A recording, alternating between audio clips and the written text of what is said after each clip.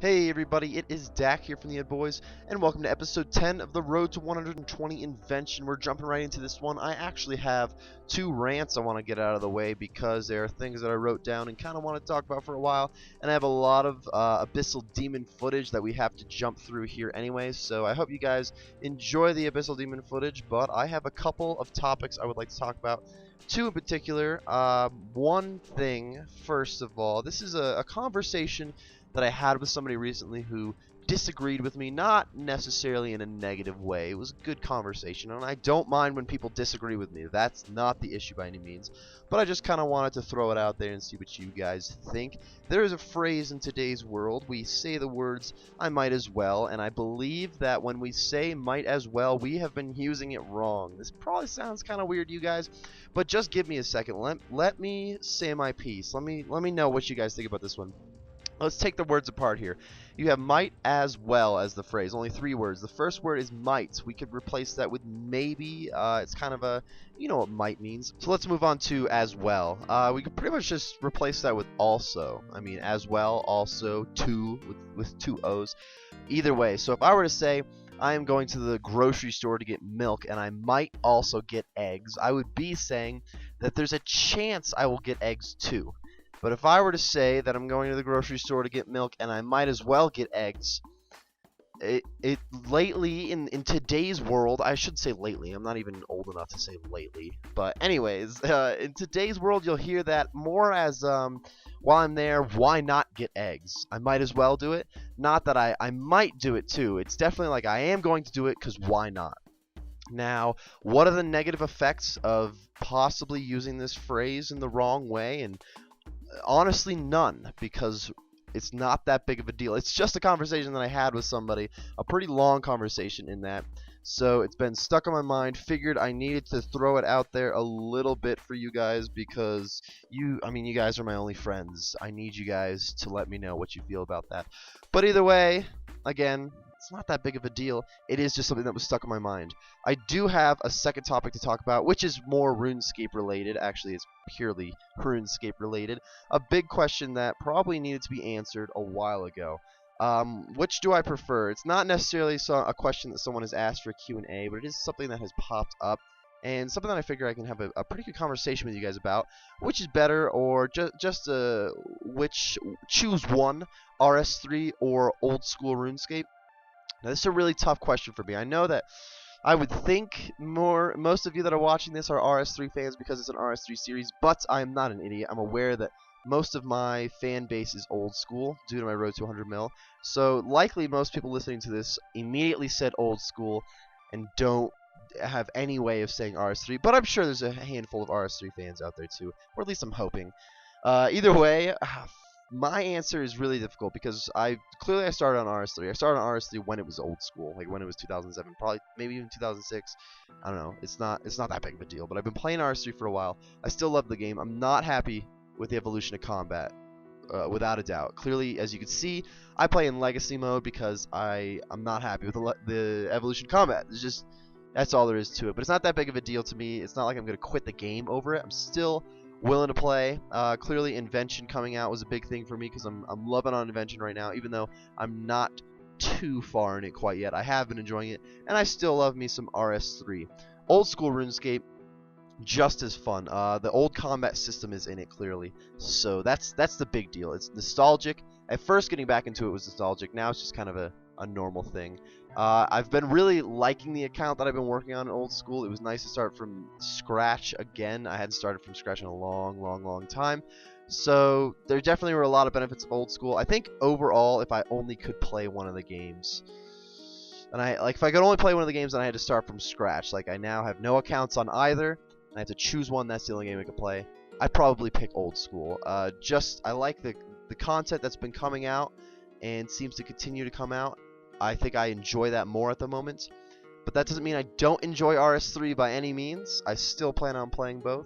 But I do think if I had to pick one, that I probably would be picking old school. Now, I know that most of you are pretty happy to hear that, and any of you RS3 fans out there, apologize. I'm not bashing on the game, even though there definitely are a lot of negatives I could bash on. There's still a lot of positives that I'm very happy about. And I have one topic to talk about in terms of baseball that'll be very quick about. The Angels, which are my team. If you haven't gotten that yet, you haven't been paying enough attention, and I'm very disappointed in you. But the Angels, they've been hot lately. They've actually been winning a handful of games, and they're catching up to getting that 500 record, which is not phenomenal that you're still under 500. But they're playing good baseball, which is good news. And they just signed Tim Lincecum for a deal, according to my MLB app that just gave me an alert this morning.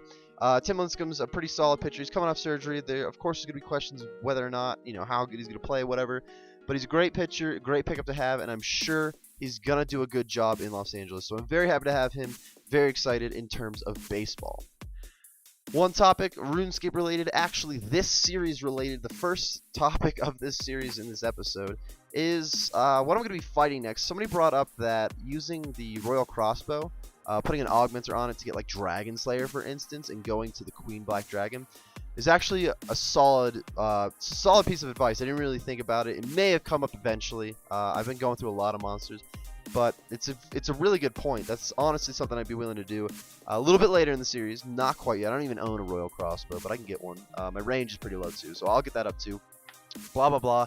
The reason I bring up that topic is not just specifically for that one. I just want to know what you guys feel about me doing some bossing. I will be doing some regular monsters more than just Abyssal Demons. I'll move on from these.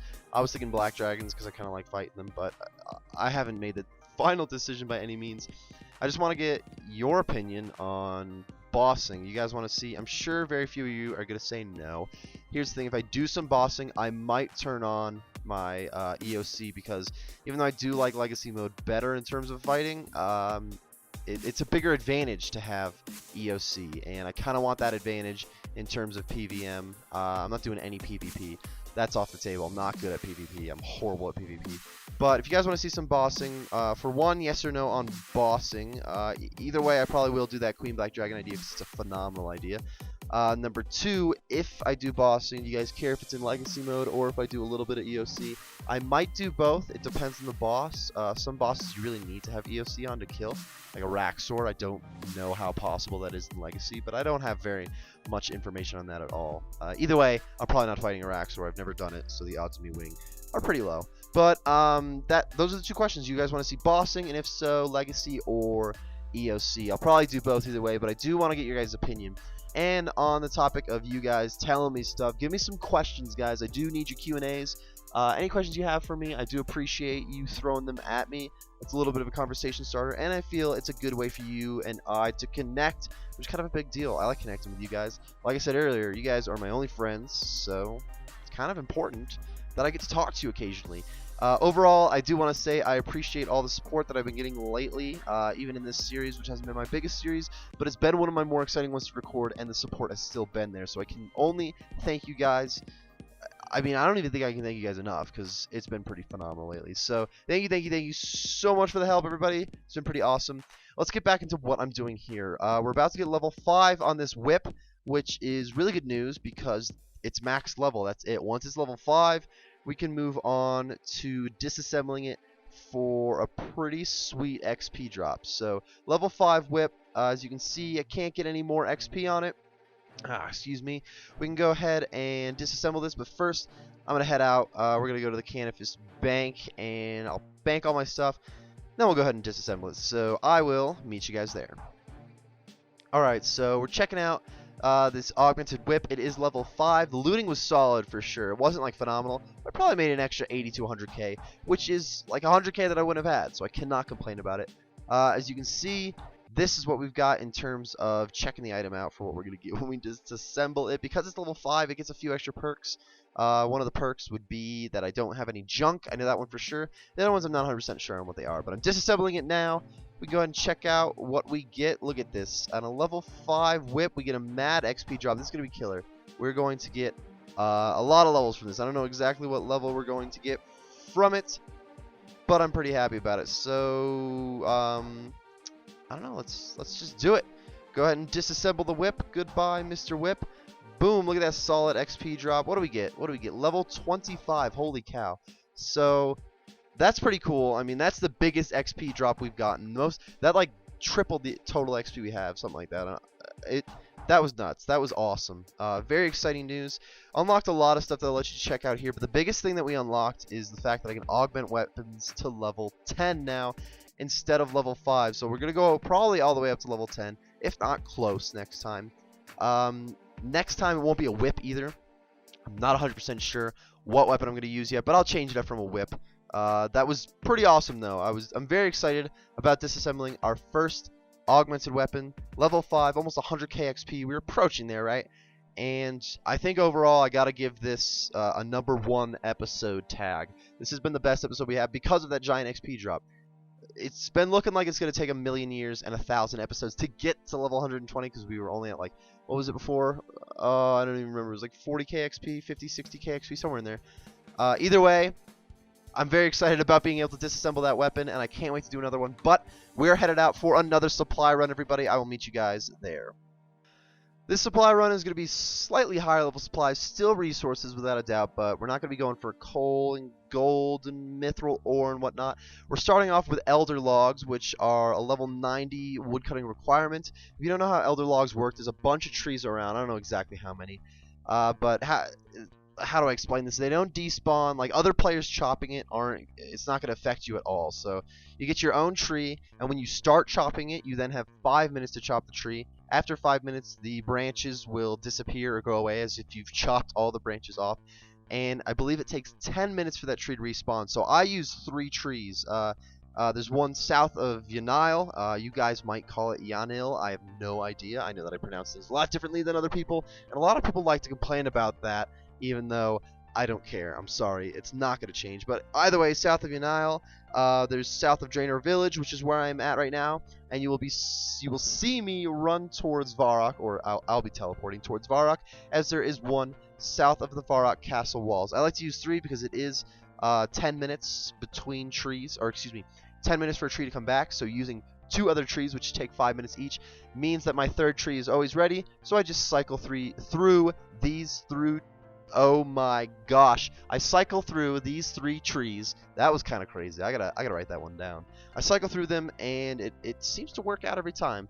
The money's pretty solid. It's extremely AFK. My strategy is just to put one headphone in my ear at least and have my sound on so I can hear myself chopping the tree. And then when you're done chopping, you get a special sound saying that the tree is done.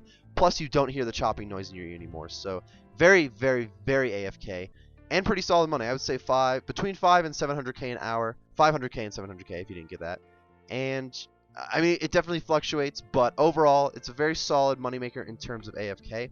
This is where I'm going to wrap up the episode, though, everybody. I think this was a really good one because we got phenomenal XP, best XP we've gotten in any episode, and I only disassembled a single item. And we have started our next supply run, which won't take nearly as long as the last supply run. I will attempt to finish the supply run in the next episode. It might take an episode and a half, though.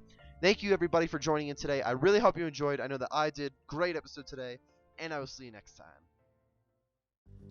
Thank you, everyone, for watching today's video. If you enjoyed the video, be sure to click on that like button and tell us what you enjoyed about it. If you're looking for some more RuneScape videos like this one, then be sure to join the cul-de-sac by subscribing for more. We will see you next time.